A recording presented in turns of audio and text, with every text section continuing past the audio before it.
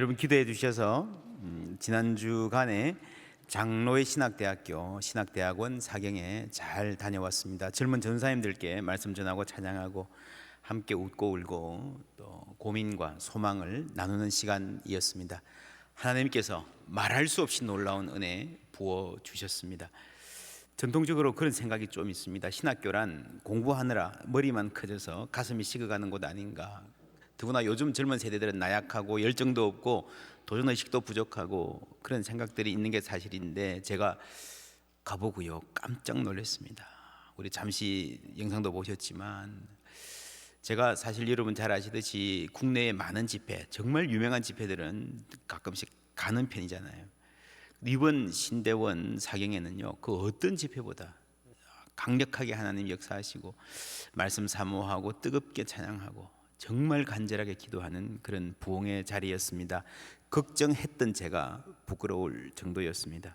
하나님께 감사하며 큰 희망을 안고 돌아왔습니다. 물론 한국교회 앞으로 길에 여러 가지 어려움이 있겠지만, 이제 한국교회 희망이 있을까 걱정하기보다 행동하고, 분석하기보다 기도하고, 예측하기보다 헌신하는 일을 더 많이 해야 되겠다 생각하게 됩니다. 여러분 함께 마음 모아주시고 기도해 주시면 감사하겠습니다.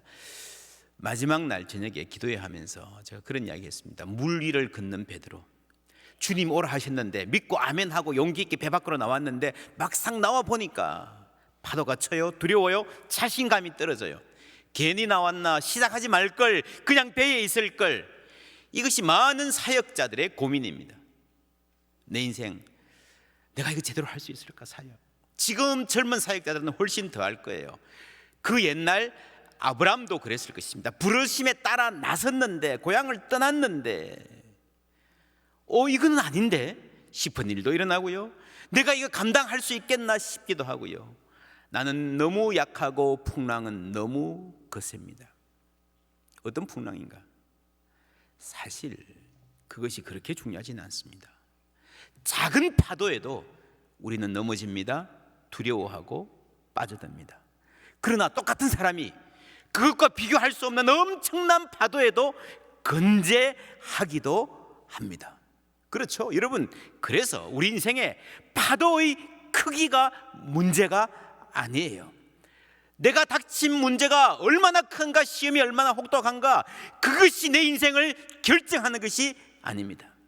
내가 주님을 바라볼 수 있는가 없는가, 거기에 달린 줄 믿습니다. 아브라함 보세요. 기근이 왔어요. 걱정이 심했습니다. 어디로 갈까? 여기저기 생각하다가 이집트가 괜찮다는데 그래도 가는 중에 겁먹었어요. 미리 포기합니다. 거짓말할 생각해요. 그게 바다에 빠질 뻔한 거죠. 그런데 하나님이 손 붙잡아 주셨습니다. 그런데요, 그 다음에는 엄청나게 큰 파도에 맞습니다. 거기에 비하면요, 지난번 파도는 아무것도 아니에요. 여러분, 풍랑이 닥친 것도 아니에요. 닥칠지도 모른다. 닥칠 거야. 그러다가 내가 감당할 수 있을까? 못할 거야. 지레 겁먹고요, 바지 오줌 싸고요, 잠 못 자고요, 부딪혀 보기도 전에 먼저 낙심하고 도망가는 사람, 아브람. 그런데 오늘 말씀 보니까 똑같은 아브라함이 그것보다 훨씬 더 큰 풍랑 속으로 자기가 뛰어들어가요. 놀랍지 않습니까? 무려 네 나라의 왕을 맞서서 당당하게 싸우는 아브라함의 모습, 말 달리는 아브라함. 여러분, 모든 인생에는 풍랑이 닥칩니다. 걱정 없는 가정이 있습니까? 도전이 없는 인생이 있습니까?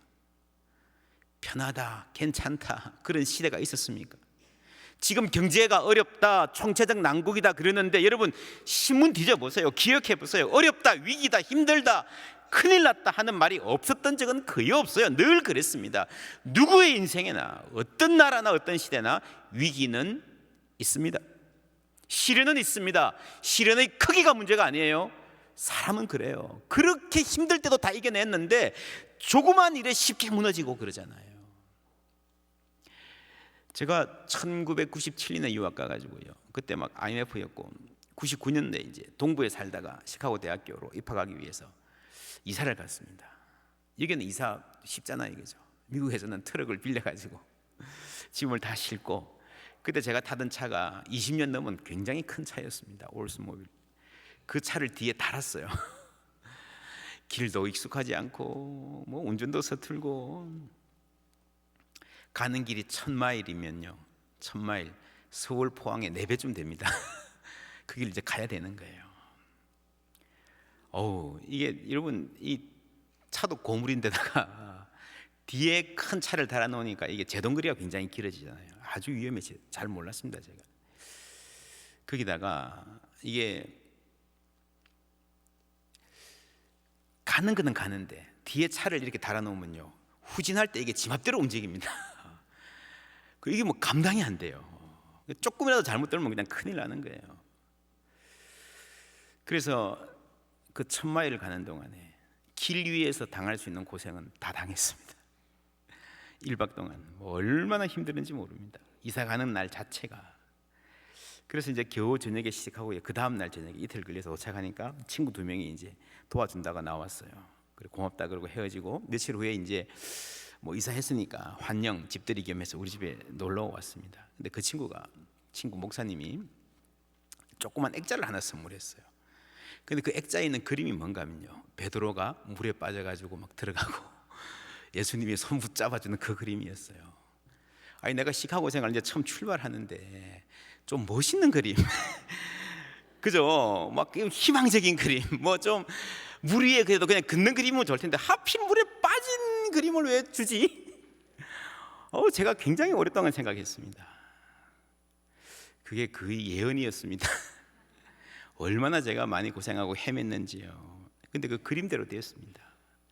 엄청나게 힘들었고 헤맸고 두려워했는데 그때마다 주님께서 손잡아 주셨습니다. 그래서 공부도 잘 마쳤고요. 그간에 생각지도 않았던 교회도 세워서 참 감사하게 목회했습니다. 저는 그 기간 동안에 한량없는 은혜를 체험했습니다. 우리 다음 세대들, 우리 자녀들, 손자, 손녀들이 살아갈 세대, 어떤 세대가 될까요? 어른들은 젊은 세대들을 보고 나약한 세대라 생각하는 경향이 있습니다. 내가 어떻게 이 자리까지 온 줄 알아? 여러분 어떻게 사셨습니까? 지금 뭐 한 70대 이상은요 진짜 고생 많이 한 세대인데, 사실 지금 50대, 60대 솔직히 말하면 평탄하게 살아왔어요. 평균적으로 보면 지금 젊은이들에 비하면. 한국 경제 고도 성장 시기였기 때문에 학교 졸업하고 웬만하면 취직 다 했습니다. 몇 년 아끼고 모으면 뭐 좀 대출 받아서 내 집 마련 다 가능해서 그냥 그렇게 살았어요. 지금 젊은이들은 훨씬 더 가파른 언덕을 올라가야 합니다. 느낌으로는요 거의 절벽에 매달린 듯한 느낌을 갖고 사는 아이들도 많습니다. 내 팔에 힘이 빠지면 나는 떨어져 죽을지 모른다, 그런 두려움. 우리가 이해해야 됩니다. 기성세대들이. 옛날에 부모들이 야 너희들은 부모가 다 해주고 너희들은 온실에서 자라서 뭐 이렇게 말하는데요, 여러분 앞으로는요 이 젊은 세대들이 부모들 보고 엄마 아빠는 온실에서 살아서 몰라요. 한번 취직해가지고 정년퇴직하고요 이렇게 사는 게 그게 온실 아니면 뭡니까? 그렇죠. 그래서 우리가 젊은 세대들을 이해해 줘야 됩니다. 너무 몰아세우지 말고. 그래서 지금 젊은 세대들, 지금 우리 중고등학생 그 밑에 아이들이 살아갈 세상은요 더욱더 믿음이 필요한 세상인 줄 믿습니다. 믿음 없이는 살 수 없습니다. 옛날에도 그랬지만 앞으로는 더욱 그럴 것입니다. 그래서 교회의 사명이 더욱더 커지는 거예요. 교회가 힘들어질 거야 그러지만 미래 사회일수록 진정한 공동체, 진정한 사랑, 참 복음, 진리의 말씀을 갈구하는 목마름은 더욱더 커질 줄 믿습니다. 그래서 교회에 희망이 있는 거예요. 깨어있는 교회라면 그 교회는 희망이 있다고 믿습니다. 지금 젊은 부모들이 자녀 교육에 대해서 이 지극한 관심이 있잖아요. 그걸 지나치다고 쉽게 말하기는 곤란합니다. 부모들이 아는 거예요. 아주 힘든 세대를 살 것이라는 거. 그래서 그 관심을 너무 극성이다, 너무 별나다 그러기보다 무엇에 초점을 맞춰야 되는가? 열심히 교육하는데 어디에 초점을 맞춰야 되는가? 그 열심의 방향을 잘 부여하는 것이 교회가 할 일입니다. 옛날의 삶이 그룹배를 이렇게 카누 같은 그룹배를 타고 노저어서 힘들게 가는 삶이었다면요, 이제 앞으로의 삶은요, 여러분 카약 아십니까? 막 절벽 사이를 막 그냥 돌에 부딪히면서 가야 되는 그런 세상이 될 거예요. 급류를 따라가고 폭포도 만나고 돌에도 부딪히고요, 뒤집어지고요. 오늘 말씀 가나안 지역 네 왕과 다섯 왕이 전쟁을 하는, 뒤집어지는 이야기잖아요. 그냥 저기 가면 롯이 잘 살겠다 그랬는데 뭐 웬걸 막 전쟁 나서 막 포로로 잡혀가고 죽고 난리 났습니다. 강력한 왕이 있어서 그 밑에서 눈치들 보고 살다가 다섯 왕이 반기를 들었습니다. 그걸 뭐라고 그래요? 이들이 12년 동안 그돌라오메를 섬기다가 제 13년에 뭐라고요? 배반한지라. 세상은 서로를 이용하고 그리고 배반하는 세상입니다. 이용과 배반의 역사, 어제의 적이 오늘의 동지가 되고, 그러니까 변화하는 거죠. 어제까지 참 살기 좋은다 했는데 오늘은 완전히 그냥 지옥같이 될 수도 있는 겁니다. 어제까지는 유망 직종이었는데 내일은 없어질 수도 있습니다. 이 변화무쌍한 세상, 급변하는 세상, 의리 없는 세상에서 신실한 아브라함, 믿음이 뭡니까? 믿음은요, 신실하신 하나님을 믿는 거예요. 그러면서 나도 하나님께 신실한 사람이 되어 가는 것입니다. 13절부터 우리 함께 읽습니다. 도망한 자가 와서 히브리 사람 아브라함에게 알리니, 그때 아브라함이 아모리 족속 마므레의 상수리 숲을 근처에 거주하였더라. 마므레는 에스골의 형제요 또 아넬의 형제라. 이들은 아브라함과 동행한 사람들이더라. 아브라함이 그의 조카가 사로잡혔음을 듣고 집에서 길리고 훈련된 자 318명을 거느리고 단까지 쫓아가서 그와 그의 가신들이 나뉘어 밤에 그들을 쳐부수고 다메섹 왼편 호바까지 쫓아가 모든 빼앗겼던 재물과 자기의 조카 롯과 그의 재물과 또 부녀와 친척을 다 찾아왔더라. 아멘. 예. 아브라함이 신실하신 하나님을 알아가면서 나도 신실하게 되어 갑니다. 그거는요, 하나님께만 신실한 게 아니라 사람에게도 신실한 존재가 되어 가는 거예요.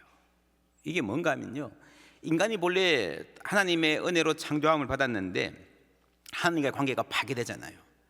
그러니까 사람끼리의 관계도 깨어졌습니다. 그래서 하나님을 알고 하나님과의 관계가 회복되면요, 사람들과의 관계도 함께 회복되는 줄 믿습니다. 울림과 어울림이란 말 아시죠? 우리 교회 기초 과정입니다. 하나님 우리에게 울림을 주시면 반드시 그 울림은요, 내가 은혜 받았다, 성령 충만하다, 그걸로 끝나지 않습니다. 이웃과의 관계, 어울림으로 이어질 수밖에 없다는 것입니다. 13절에 도망한 자가 와서 히브리 사람 아브라함에게 알리니, 그때의 아브라함이 알리니, 그때에. 여러분, 알린다라고 하는 거, 이런 상황이 발생했어요. 내가 들었어요. 어떻게 반응할 것인가? 그때의 아브라함이 무시할 수도 있죠. 안타깝네. 그러나 내가 할 수 있는 일은 아니지. 그럴 수 있죠. 전쟁인데 어떻게 하겠습니까? 그게 더 자연스러워요. 우리 인생에 이런 일 있지 않습니까? 무슨 소식을 들었어요. 어떻게 해야 되나? 내가 뭐 좀 해야 되나? 그게 반응한다고 하죠. 반응. 여러분, 반응의 영어로 리스판스고요. 반응할 줄 아는 능력을 리스판스블이라고. 리스판스블 뭡니까? 책임감, 리스판스빌리티. 반응할 줄 아는 능력이라고 말합니다. 그 믿음은요, 책임감을 키웁니다. 반응, 우리 인생에 일어나는 일들, 이 세상에 일어나는 일들 가운데서 반응할 수 있게 만드는 게 믿음의 특징입니다. 나라가 어렵습니다. 우리는 기도합니다. 나라를 위해서 기도합니다. 그게 반응하는 거예요. 세상 사람들은 비판만 하지만 기도합니다.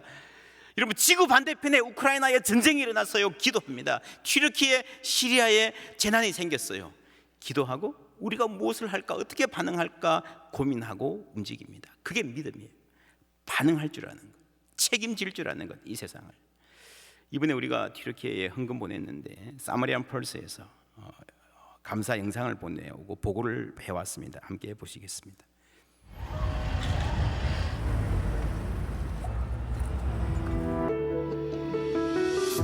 2월 6일 이웃나라 튀르키예에 대규모 지진이 발생하여 튀르키예인의 삶에 큰 고통이 엄습하였습니다.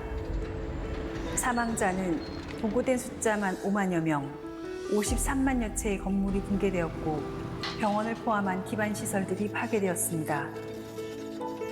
튀르키예 인구의 4분의 1 이상이 이재민이 되었습니다. 포항제일교회 박영호 담임 목사님과 성도님들께서는 지진이 발생하자마자 지체 없이 도움의 손길을 내미셨습니다. 한마음으로 튀르키예를 위해 기도해 주셨으며 정성이 담긴 후원을 통해 튀르키예 현장 구호 활동이 가능하게 해주셨습니다. 지진 발생 직후 사마리안 버스는 튀르키예 보건부와 협력하여 52개 병상, 2개의 수술실과 약국이 포함된 긴급 모듈 병원을 설치하였으며 105명의 재난 대응 전문가와 의료진을 현장으로 파견하였습니다. 사마리안 버스는 한국교회의 기도와 후원을 통해 현재 5,102명의 환자를 진료했으며 203건의 수술을 집도하였습니다. 또한 긴급 이재민 보호소를 2,458가구에 제공하였습니다. 우리의 사명은 이 모든 일을 통해 예수님의 사랑을 전하는 것입니다. 사마리안 버스 사역의 핵심은 복음을 전하는 것이며 그렇기 때문에 교회의 지원이 더욱 의미가 있습니다.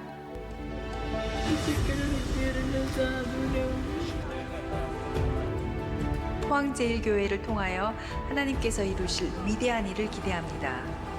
또한 튀르키예의 회복을 위해 계속해서 기도를 부탁드립니다.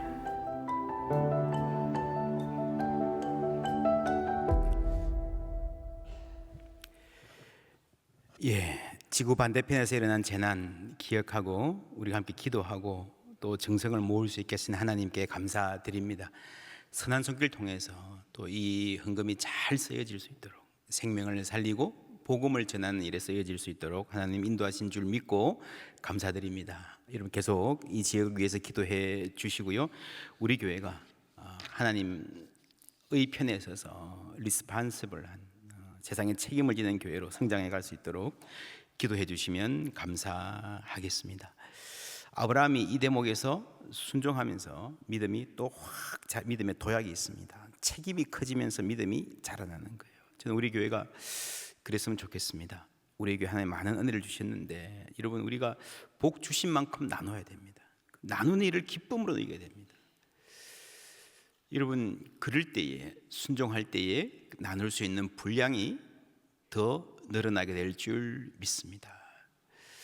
우리가 하나님 안에서 때로는 버거울 때가 있습니다. 우리 교회도요. 코로나 때 뭐 여러분 잘 아시겠지만 다들 힘들고 뭐 교회다 못 모이고 하니까 교회 모든 재정을 상당히 많이 긴축했습니다. 근데 그때에 이웃을 위해 나누는 재정은 평소보다 훨씬 더 많이 늘어서 우리가 지출하고 찾아가고 주위 교회들 돌보고 그랬습니다. 그때 아이들이 또 헌금하기 시작해서 많은 교회들이 올리브 헌금, 같이 살자, 올리브 헌금해서 그게 지금까지 이어져 내려오고 있고요. 그 헌금으로 이번에 또 서울에 있는 장로의 신학대 학생들 도서관 개선하는데 헌금하고 왔습니다. 우리 교회가 이 일에 계속 쓰임 받으면서 특별히 우리가 책임감 있는 사람으로 우리 자녀들이 그런 사람으로 자라났으면 좋겠습니다. 이번 사순절 때 우리 탄소 금식 열심히 하고요. 오늘도 우리 유튜브 이하 꼬마들이 이 물건 모아서 장터하겠다. 얼마나 뭐 돈 얼마나 벌겠냐 그러지 마시고요. 그 아이들이 어릴 때부터 이 세상의 이 환경에 대해서 책임 있는 사람으로 자라나는 게 얼마나 귀한 일입니까?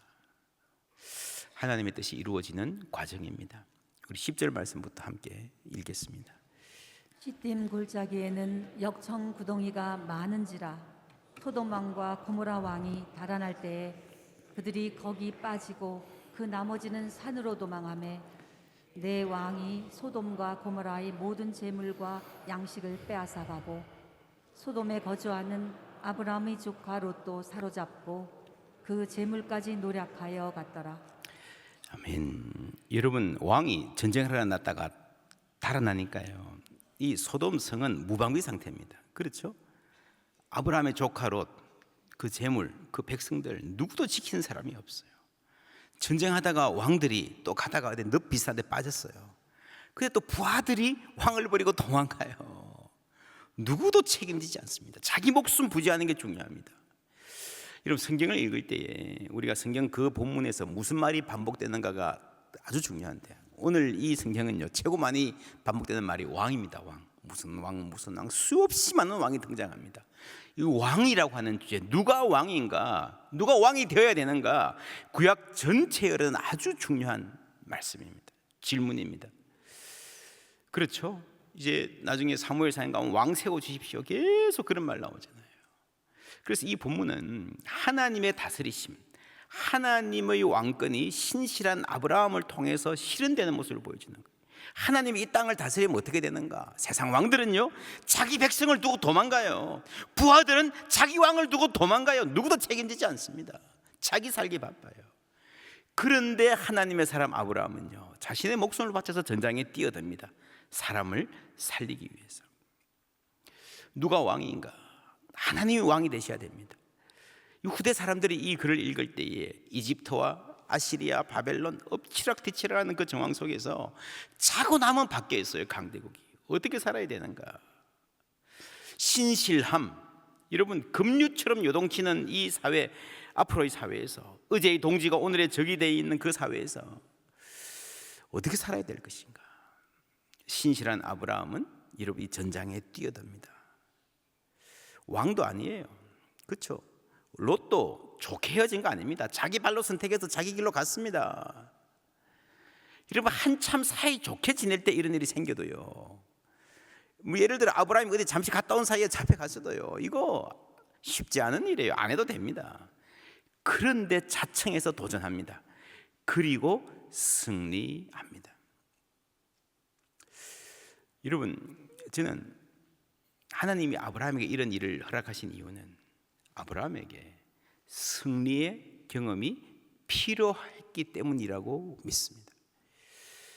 제가 이 사역을 해보면서 지금의 젊은 세대를 보면서 막 신앙적으로 위축되어 있는데요, 없는 게 뭔가 하면요, 부흥의 경험이 없어요. 승리의 경험이 없어요. 제가 미국에서 청년부 목회할 때 정말 엄청난 부흥이 있었습니다. 그래서 그 친구들이 다 한국 와가지고 그 승리의 경험이 있었기 때문에 자기 역할을 잘하고 있어요. 여러분, 젊은이들에게 줄 수 있는 가장 좋은 선물은요, 승리의 경험입니다. 하나님의 영광을 위해서 도전하는 그런 배짱이 있어야 돼요. 왜 승리의 경험이 사라졌습니까? 도전하지 않기 때문이에요. 하나님이 일하시지 않기 때문이 아니라. 믿음이라는 게 그렇습니다. 뭐 평소에는 한 걸음 한 걸음 주님과 함께 가는 거라 하지만요, 때로는 거기에 도약이 필요합니다. 늘 그냥 안전하게 조심조심 미리 계산해서 내가 감당할 수 있겠다, 그것만 해가지고는요, 도약의 기회가 없습니다. 승리가 없습니다. 아브라함도요, 스스로 일을 벌이는 스타일이 아니에요. 무슨 일이 있을까 전전긍긍하는 아주 나약한 스타일이었어요. 일을 키우는 스타일은 더더욱 아니었어요. 그러나 어떻게 해요? 사랑하는 롯이 잡혀갔는데 책임감이 있잖아요. 그렇게 반응할 때요, 한국 사람들이 옛날 사람들 하는 말로 팔자에도 없는 전쟁도 하게 되고 승리도 하게 되는 겁니다. 한 사람에 대한 사랑. 제가 이 본문을 보니까 이런 생각이 납니다. Saving Private Ryan 이라는 영화 여러분 아십니까? 뭐 엄청난 대작이죠. 처음 30분간 무시무시한 전투가 막 아주 리얼하게 전개됩니다. 미국 행정부에서 전사자, 전장 나갔다 죽은 사람들 이름을 정리해서 타이핑하면서 이제 가족에게 다 동보하는 그런 부서에서 보니까 똑같은 이름이 3개가 나오는 거예요. 이거 뭐지? 찾아보니까 다 한 형제입니다. 집에 4형제인데 3형제가 다 죽었어요. 전쟁 나갔다가. 막내는 어디 있나? 저 굉장히 전황이 어려운 어디에 들어가 있는 거예요. 거기도 뭐 얼마 안 있어도 죽을 것 같은 그런 느낌이에요. 어떡하냐, 이 가족이 다 죽으면. 그래가지고요, 그 라이언, 프라이빗 라이언, 일병 1명을 구하기 위해서 8명의 정예대원을 급파해가지고 구해오라 그러는 거예요. 아주 멋진, 들으면 아주 멋진 감동적인 기획인데, 근데 문제는 그 8명이 가는 길도 쉽지 않은 거예요. 목숨을 걸어야 되는 거예요. 가다가 혼란에 빠집니다. 한 명 살리는 건 알겠는데 우리가 8명이 목숨 걸리는 게 이게 말이 되냐? 이게 말이 된다고 생각하십니까? 그 영화 초반에 전쟁 장면이 그렇게 비참하게, 전쟁이요. 옛날에는 전쟁 영화를 어떻게 만들었는가 하면은 독일은 나쁜 놈이고 미군은 좋은 편이고 파죽지세로 이겨나가면 와 좋다, 이런 느낌의 영화를 만들었어요. 근데 이 영화부터는 그렇지 않습니다. 전쟁은 누가 이겨도 비참한 거예요. 말이 안 되는 거예요. 그냥 죽고 죽이는 거예요. 전쟁 자체가 말이 안 되는 거예요. 여러분, 정말로 말이 안 되는 이 세상에서 더 말이 안 되는 파격적인 사랑을 한 영혼 한 생명을 위해서 베풀어 주신 게 그리스도의 십자가고 하나님의 사랑이고 우리가 얻은 구원인 줄 믿습니다. 예수님이 잃었던 것을 찾았다 그랬잖아요. 잃은 양의 비유. 그렇죠. 잃었던 것을 찾았다. 그 기쁨. 그 롯의 입장에서는요, 잡혀갔어요. 그런데 아브라함이 날 구하러 오는 걸 기대할 수 있었을까요? 삼촌이 나를 위해서. 아니, 나라들이 전쟁하는데 어떻게 와? 그렇죠. 더구나 나는 삼촌하고 딱 안면 몰수하고 내 것 선택해버렸는데, 그럴 자격이 없는 사람인데, 그런데 오잖아요. 잃어버린 한 마리 양, 지가 잘못해서 나간 그 양을 찾으러 깊은 골짜기, 모든 것을 무릅쓰고 생명까지 무릅쓰고 찾아가는 목자. 그렇죠. 말이 안 되는 파격적인 사랑. 여러분, 우리의 인생이 아무리 깊은 골짜기 질곡에서도요, 하나님의 사랑과 하나님의 은혜가 미치지 못하는 어두운 골짜기는 없는 줄 믿습니다. 하나님은 거기까지 찾아오시는 거예요. 이들이 다 시딤 골짜기, 곧 지금의 염해에 모였더라. 그러니까 소돔과 고모라 지역에. 롯은요, 아브라함을 알아요. 우리 삼촌 비겁한 사람이야. 거짓말하는 것도 보았어. 쩔쩔매는 것. 그런데 어떻게 이렇게 용감해졌지? 어떻게 이런 전쟁을 이겼지? 생각을 해봐야 돼요. 그렇죠. 근데 오늘 말씀을 보니까 생각했다는 말도 감사했다는 말도 없어요. 여러분, 사람이 진정으로 감사하면요, 생각하게 되어 있습니다. 나는 저럴 수 없을까? 부럽지 않을까요? 내 삼촌인데 얼마 전까지 비슷한 수준에서 같이 살았는데 나는 저렇게 살 수 없을까? 조금이라도 생각이 안 드는 게, 그게 답답한 거예요. 롯이 왜 감사 안 했을까? 정말 제대로 감사하면요, 여러분, 생각이 바뀌게 되어 있습니다. 생각이 바뀌면 행동도 바뀌어요. 제가 아는 몇몇 분들 중에 그런 분들이 있습니다. 정말 어렵게 공부하는데 대학 때 막 결정적으로 막 어떻게 하나 할 때 누군가가 어떻게 기적적으로 장학금 연결돼가지고 장학금 줘가지고 졸업할 수 있었다. 그런 분들이 이야기를 하잖아요. 그 이야기를 잊어버리지 않고 인생의 중요한 이야기 할 때 장학금 이야기를 하는 사람들은 대부분 다 자기도 주머니에서 장학금을 내서 누군가를 도와주는 일을 하고 있습니다. 장학금을 받았어도 다 잊어버리고, 내가 잘나서 운이 좋아서 장학금 받은 사람, 그 대부분 롯처럼 다 그냥 가는 거예요. 그냥 가. 감사가 생각을 바꾸고, 생각이 인생을 바꿉니다. 사실은 롯뿐만 아니라 소돔과 고모라 사람들에게도 기회가 있었습니다. 돌이킬 기회. 21절부터 함께 읽습니다. 소돔 왕이 아브라함에게 이르되 사람은 내게 보내고 물품은 내가 가지라. 아브라함이 소돔 왕에게 이르되 천지의 주제이시여 지극히 높으신 하나님 여호와께 내가 손을 들어 맹세하노니 내 말이 내가 아브라함으로 치부하게 하였다 할까 하여 내게 속한 것은 실 한 오락이나 들매끈 한 가닥도 내가 가지지 아니하리라. 아멘. 예, 다음 주에 볼 본문입니다. 잠시만 보시면요, 아브라함이 그런 말, 하나님 말을 해요. 지금 아브라함이 자기 잘난 척 하려고 하는 게 아니고요, 이건 내가 한 거 아닙니다. 하나님이 하신 겁니다. 그렇죠. 천지의 주제신 하나님이 이거. 이 말을 들었던 소돔 왕 고모라 왕은요, 돌이킬 수 있는 기회가 있었습니다. 여러분, 섬기던 왕을 배반하고 들고 일어났을 때에 감당할 수 있다고 생각하니까 전쟁에 나섰겠죠. 제대로 싸워보지도 못하고 도망가다가 늪에 빠져서 맥도 못 추고 창피당하죠. 그런데 아브라함은 불과 300명 데리고 와가 전쟁에서 이겼어요. 그렇죠? 놀랍지 않습니까? 더 놀라운 것은요, 그 용기와 당당함입니다. 어떻게 그럴 수 있어요, 사람이? 하나님이 그 가운데서 일하신 것인 줄 믿습니다.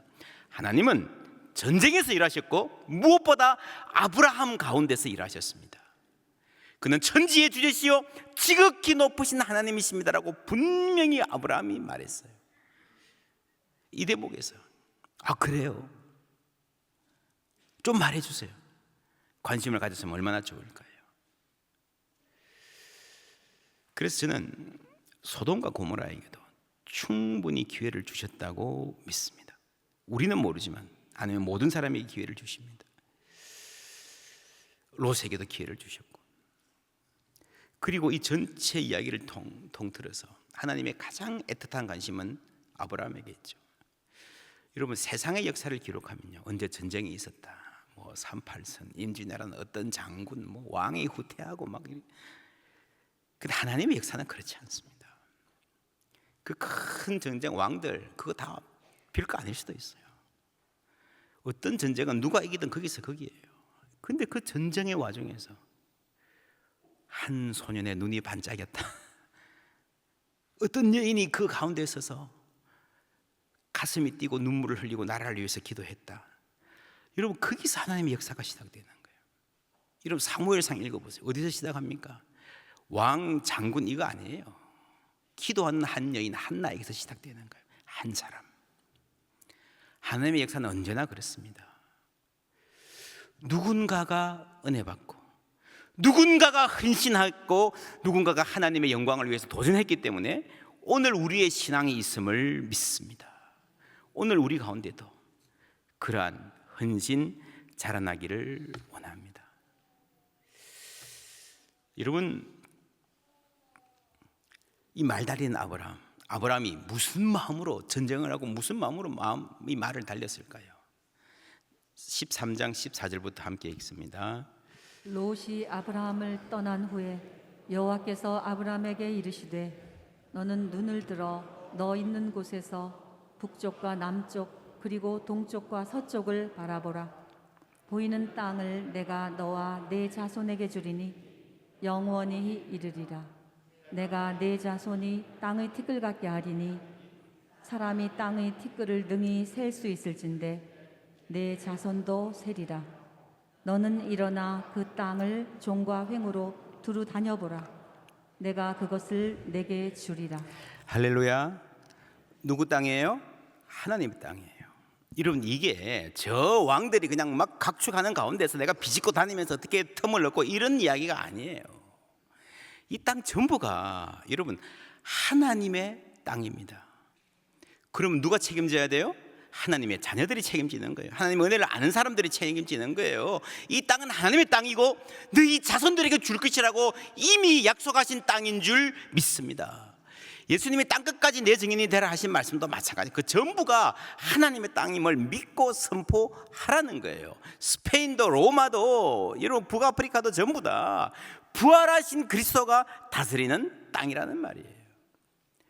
그래서 여러분, 하나님을 아는 것은요, 내 생각이 바뀌는 겁니다. 세계관이 바뀌는 거죠. 여러분, 이집트 이야기할 때 생각나십니까? 바로가 주제인 줄 알았는데, 바로가 모든 것의 대장인 줄 알았는데 아니구나, 하나님이시구나 하고 세계관과 가치관이 바뀌어가는 거예요.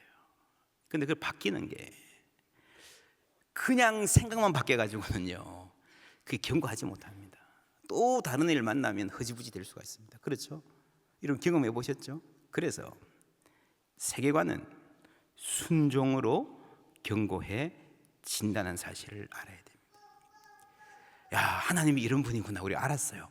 우리 생각이 좀 바뀌었어요. 인간은 교만하고 어리석었어요. 생각은 왔다 갔다 해요. 그게 어떻게 내 것이 되는가 하면, 어떻게 견고해지는가 하면요, 하나님을 위해서 말을 달리고 앞장서 나가서 정말 힘든 가운데서 그걸 믿고 순종했을 때 야, 이게 진짜구나. 우리의 인생에 몸에 새겨지는 겁니다. 그래서 우리에게 실천, 순종, 믿음의 도전이 필요한 것입니다. 여러분, 우리 하나님이 하늘과 땅의 주인이신 줄 믿으십니까? 믿는다면 여러분, 출근해서 일하는 그 땅도요, 사장 땅이 아니고요, 하나님 땅인 걸 믿어야 됩니다. 여러분, 가정도 하나님 다스리는 하나님 나라라는 것을 믿으셔야 됩니다.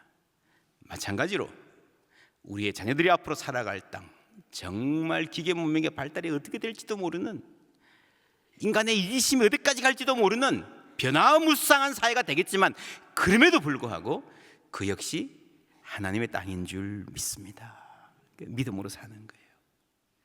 우리가 믿음으로 살고 믿음으로 담대하게 앞으로 나아가고, 그 믿음 우리 후손들에게도 물려주는 은혜 있기를 주님의 이름으로 축원합니다.